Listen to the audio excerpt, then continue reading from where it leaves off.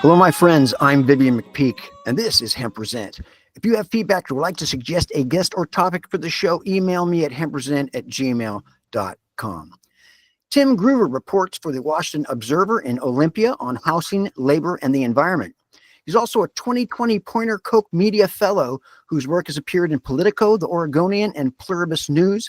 I invited him here today to talk about an important subject he recently wrote about. Welcome, Tim, to Cannabis Radio. Good to be with you. Tim, I heard you on our local public radio broadcasting station being interviewed about your Washington Observer piece titled "The Fuzzy Math of Tracing Dark Weed." The article begins by describing a, quote, thriving illegal cannabis market here in Washington state with what you call costly implications for hard-pressed legal weed businesses. What initially inspired you to investigate and write about the so-called dark weed economy? Dark weed, of course, being what's commonly referred to as the black market weed, or even in the modern politically sensitive vernacular, the legacy market. Yeah, so I mean, we're coming up on, we just passed the 10th anniversary of the first cannabis retailer and producer licenses that went out in 2014, sometime after voters approved legal cannabis in 2012 in this state, back when that was quite revolutionary in this country. So we thought it was worth following up just anecdotal stories a lot of people have heard over the years about the thriving black market for cannabis. There's been quite a lot of it reported out of California, where there are quite a lot of illegal cannabis farms springing up outdoors everywhere. So we figured it was worthwhile to see how things were going up north of the Golden State here. And it's a particularly trickier area too, because of course a lot of the supply and demand is on the side of the Cascades, where everything is colder and wetter, and much higher barrier to grow cannabis when you're talking about grow houses and things. And also following up on a state audit that recently exposed that unfortunately tracking cannabis sales is not half as easy as it seems. We don't really know how much money is going into the black market, and that's exactly the problem. The state's current and most recent reporting system, the succinct name of the Cannabis Central Reporting System, unfortunately has been having all kinds of glitches since it was established a few years ago. Per some cross-referencing by the auditor's office with the Department of Revenue, it discovered that annual sales totaled about $8 billion in the year 2022. Turns out the Department of Revenue had to go back through their records and found that this was actually $1.3 billion. Quite a lot of commas were misplaced. I know that 2022 was a tough year for a lot of us, but I don't think we spent nearly that much money. Hence, sort of the tip of the iceberg was exposed, and this goes really deep into not having a good mainframe for actually tracking legal weed, and that just draws up even more concerns about all the illegal weed that's no doubt going out there, largely because you know, it's a very infamous fact in the business that the taxes that cannabis retailers and producers are paying are around 37%, thanks to the excise tax. That's even higher than the very top tax brackets for federal income tax, hence the strong incentive for people to go the illegal route. And our follow-up piece, Hard Times in the Legal Weed Business, really followed up on likely how much weed is actually being diverted just based on the numbers alone. Per the RAND Corporation's very comprehensive report, it looks like sales have dipped about $0.25 billion just from 2021 to 2023. And although cannabis prices are falling all across the board, largely because of the continuous oversupply and very sort of cutthroat competition in the state, thanks in no small part to the lack of interstate commerce and other amenities the federal government has still not offered, since it's still legal at the national level after all this time. Just looking at the numbers, the RAND report suggests that the system produces about 200,000 pounds of legal THC each year. And that's quite an eye-popping number, because if you just do a lot of back of the napkin math, there are about 450,000 milligrams of THC in a pound, and the standard size edible is about 10 milligrams. The kind of dose that's going to put you on the couch for hours. And that adds up to about 9 billion doses based on math, which is maybe 1,200 doses for every Washingtonian. So either we're high all the time, or there's frankly a crap ton of weed that's being diverted somewhere. And that has to be the case, because a lot of people really just don't do cannabis at all, much less that much. And to put it in a different perspective, total sales through the legal system mean that about $230 is going out towards cannabis for every human in the state. And that really can't be realistic either. No, I'm sure we could probably look at the Twinkie sales and see that they don't correlate with.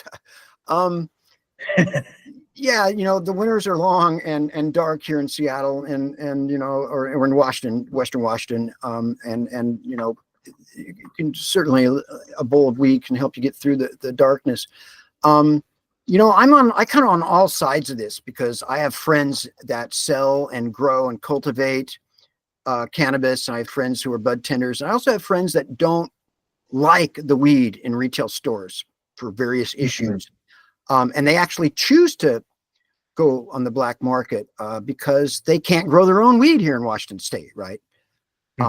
Which is one of the only legal states, if not the only one, I'm not sure, that doesn't allow home cultivation for non-patients.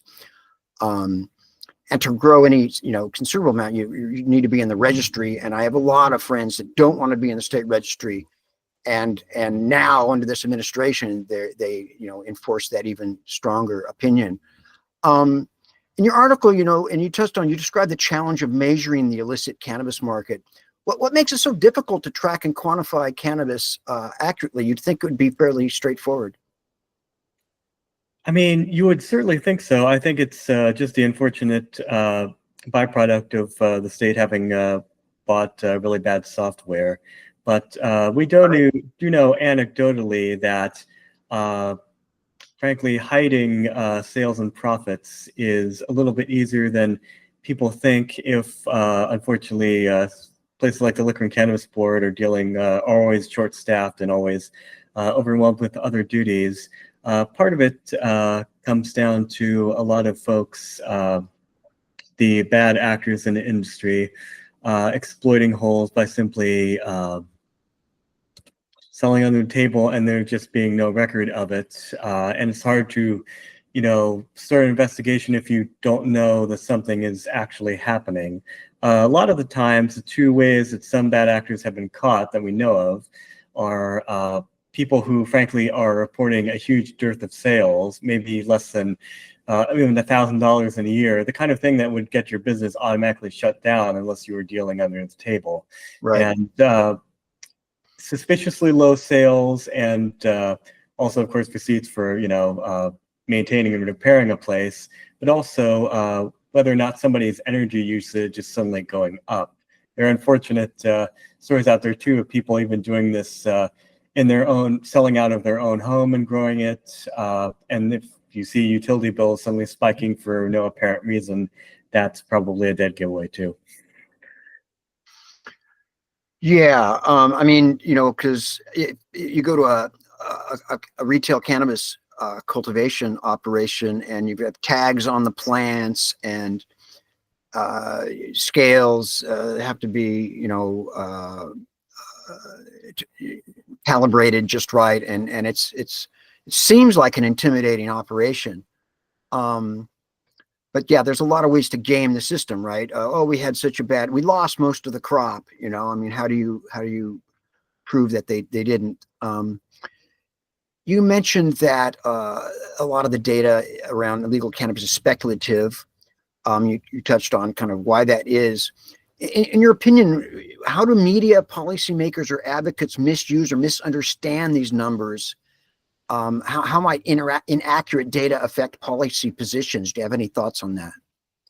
Well, I mean, in the long run of things, historically, legal cannabis is still quite new in the state. It's a very new industry, and I think a lot of people had a lot of false assumptions about even people in the business, especially and lawmakers included, about where would we would be by now. I think a lot of people expected it to be legal at the federal level, in which case there would have been so much more federal oversight, and there really isn't now, and that's part of the problem. If it's not legal at the national level, there's really not any interest by national law enforcement to help. I mean, when it comes to like labor regulations, there has to be really an all hands on deck situation of local, state, and federal eyes looking at the problem. But I think that lawmakers who were very eager to dedicate a lot of that cannabis tax revenue towards things like local governments, liquor and cannabis board, educational programs, and police and various essential services, they anticipated there would be a huge flood of people entering the legal market because of, frankly, wanting to get into business that was safer, more quality assurance, the opportunity to have a better community relationship.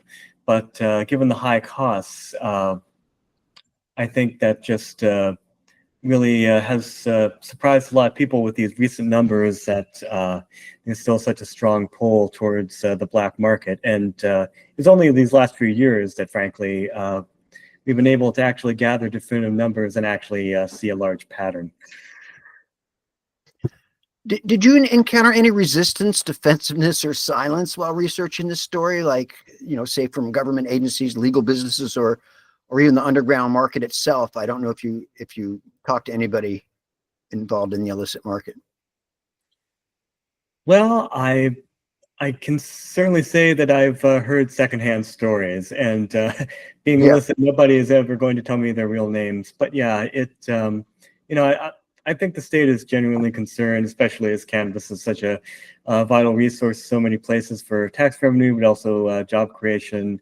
They do want to overall see the business done right in the state. And frankly, as many problems as there are for the industry, people are well aware at this point. I mean, even though the state is getting its tax revenue and customers are getting a lot of cheap and ample weed, I don't think people want to see legal producers under so much strain that the legal market completely collapses and we go back to where we were. And without federal legalization, the state's hands are tied in some areas, but Right. I'm sure that lawmakers could definitely look at costs and lowering the barrier for entry, but otherwise it also really just depends on what consumers really want. If they want the kind of stronger stuff that you can get outside of the legal market, or if they like the convenience of dealing with legitimate producers. Yeah, I know from talking to my friends, there's a lot of question about the reliability of organic labeling, for example, with no real credible testing paradigm and oversight, and questions actually about the legitimacy of the testing industry as well, being reliable. And we've seen some stuff. Uncle Ike's Ezra, I forget his name at the moment. Not Ezra, but Uncle Ike's did some testing and found mold in some of the pre-rolls, for example, and stuff. So there's a lot to unpack. In your subsequent article, you stated that Washington has lost nearly 1/3 of its licensed retailers since 2017. Coinciding with the slipping sales and a glut of product resulting apparently from overproduction in our state, or production exceeding demand. How do you think the continued presence of the unregulated market impacts the legitimacy and really the sustainability of the legal cannabis industry? If the wine industry was restricted to selling wine within the state limits of the state, within the borders, wouldn't be anything like the industry we see today. Do you think that the Washington State cannabis industry can survive all of these factors? Yeah, that's certainly an excellent point. I mean, and in addition to taxes too, I mean, Washington State microbreweries, much like Oregon, they're so innovative and thriving like they are. I mean, we probably have maybe, in some people's opinion, more and better beer than Germany. It's because their tax rates haven't gone up for decades. They've been kept low because the state has wanted to incentivize it. Yeah, I mean, and Washington also exports quite a lot of wine. I think we even beat France in terms of awards some years ago, to the French's chagrin. But yeah, if you want to be involved in the cannabis market, you definitely need to be part of a global market. And yeah, those numbers were certainly revealing in terms of how many people have clearly left the industry, but how much is being overproduced. The fact that there's such an oversupply and has been consistently for years and years and is going up, it brings into question, are people just leaving cannabis altogether and washing their hands of it and never coming back, or if they're just doing the exact same thing just without licenses and thereby without taxes and regulations. Yeah, I mean, going back in the day to the days of, prohibition, transparency was certainly something that consumers were gifted because, I mean, why was alcoholism so prevalent like it was? Because people were not even sure what they were drinking, especially given, how stronger moonshine was, because the black market tends to, not provide any kind of legitimate labeling. So yeah, that's definitely one consequence of the black market. I mean, yeah, I mean, there's the overhead is almost non-existent comparatively. Yeah. All you're paying for is electricity and water and maybe filtration system if you're, have an unregulated grow, and possibly some labor, I guess, some trimming and stuff like that. I know nothing about it at all, Tim. I've heard these stories. Folks, full, disclosure, I was involved in the unregulated market for many years when I was a younger person in various fashions. And as you know, I was, the executive director of Seattle Hemp Fest as well, which for a couple of decades was the largest annual cannabis reform event. Maybe we need to bring Hemp Fest back, and people will consume more marijuana, this glut, right? And it can. We used to joke that we've incinerated more cannabis than the DEA at Hemp Fest. But, I think partially because of our efforts, Washington State was one of the first 2 states to legalize adult retail sales and consumption of cannabis in 2012, as you know. As a 3-decade cannabis reform activist at the time, I voted against the initiative I-502, which we're talking about the results of, right? As most of my comrades did, because we predicted many of the lingering issues that we see enduring today, and many issues with outside of the scope of this subject in your article. But your article touches on some of these unintended consequences of legalization. What do you think lawmakers consistently overlook, or maybe overlooked when crafting these cannabis regulations? Do you think there's a way this issue of the unregulated market might have been avoided legislatively? Yeah, I mean, I think it really just comes down to, had lawmakers better estimated, like, how much weed can the average Washingtonian possibly buy? How much money can go into an industry that is otherwise cut off from the rest of the country and the world and an island? And, how many people would even move to Washington in that time? And, whenever you're starting an industry from scratch, you're talking about a legion of very small mom and pop businesses. There is no Amazon of weed anywhere in America, at least yet, as long as it remains illegal nationally. And I think a lot of lawmakers who frankly aren't necessarily from the world of small business overestimated what kind of costs that, cannabis makers and sellers could possibly absorb, much less a 37% excise tax. And there's a lot of demand for cannabis in the state, but not necessarily 8 billion worth. And frankly, you know, a lot of people were just more hopeful about congressional action that, of course, didn't materialize. You can never, ever bet the farm on the other Washington actually doing something on time. Yes, And yes. Or the smart or right thing necessarily. You know, a lot of my friends feel like cannabis was taxed very unfairly, like, oh, this is our new cash cow, and actually kind of handicapped the industry, the nascent industry, by you know, putting the taxes, the kind of complicated tax system that we have and the excessive taxes. But to be fair to the legislators, you know, we're one of the first two states. This had never been done before in the history of the country. You know, we had never re-legalized and commoditized, really, because that's really not legal. It's federally illegal. It's really more than commoditization than, in my opinion, than legalization. But it hadn't happened, and there was no other state models. Like now, there's other states that could look at you know what's been happening, and the data that's available. But they had no other state models, right? So this is kind of inventing the wheel. Do you think that's accurate? yeah, basically, because, you know, when we legalized cannabis, like you point out, there just wasn't any precedent, you know, internationally here in the United States. Ironically, even though we have, you know, going back to the small business point, part of the legislators' work is that, you know, an Amazon of weed really can't rise here in Washington, largely because of you know, state statute that largely bans things like vertical integration. You know, should there be that immense consolidation in the weed market, should we actually go national and there be that kind of interest and money tied to it? You know, things like producers and retail, you couldn't actually consolidate across different segments of the industry.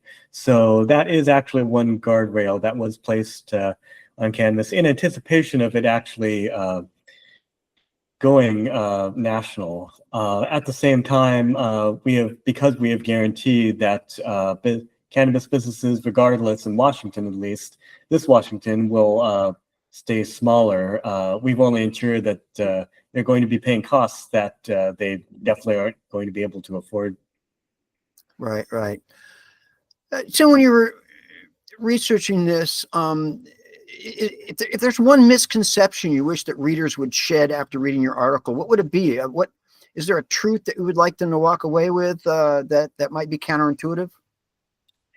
Yeah, I mean, you know, in the midst of the war on drugs, people talk a lot about legalization as, you know, kind of, you know, panacea for dismantling the black market, but legalization is just one single thing. You know, there have to be a lot of strong material financial incentives to actually go legal, because regardless of what the laws are in the books, people can certainly choose to break them, especially if more often than not, they're actually getting away with it and making off with a lot more money in the process. And, you know, a legal market isn't necessarily going to pay for itself. There has to be a lot of regulation and lawmaking that makes it a lot more attractive and actually makes it a lot more efficient and sustainable, because unfortunately, the black market is nothing if not innovative when it comes to getting around policy. The legal market is, at least for cannabis, is certainly being strangled right now, and you know, no customers can go anywhere they want, even if it's places the government doesn't want them to. Yeah, yeah. We're running out of time. We only have less than 2 minutes. How do you see the narrative around cannabis evolving in the next decade? Do you have any feelings, particularly in terms of public trust, data accuracy, and economic equity, which I think is an issue that still hasn't been appropriately addressed? I mean, the craziest thing about it still being illegal at the federal level is that like 2/3 of Americans already have access to medical or recreational cannabis. So, I mean, the narrative in the past 10 years since we legalized it has certainly changed dramatically. The majority of the country is buying it or certainly wants it. And I guess it really just all depends on whether or not, frankly, big banks at the national level get really interested in entering the market and maybe sort of force that change. The U.S. House has certainly voted to legalize it, maybe a dozen times now. It's mostly died in the U.S. Senate, but I think people are right to think that at some point something has to give, because there's a lot of money and jobs in it, and there's a lot of public good created by the industry. So, it all depends on just what voters want to do. Yeah, there's a lot depending on that right now. Well, I always thought legalization meant there wouldn't be people in jails and prisons over cannabis, and it's kind of weird seeing people making money doing something legally while other people are going to prison at the same time for the exact same thing. We've definitely got to figure things out better, but we got to leave it there. Tim Gruver, writer for the Washington Observer, thank you so much for this fascinating conversation and for taking out time to talk with me today. Thanks so much. My pleasure. The Hempresent intro music is 7 Mile Beach by Joanne Rand, and the outro music is Take Back the Plant by Stickerbush. See you next time, folks. Stay strong. Marijuana, THC, sweet sativa.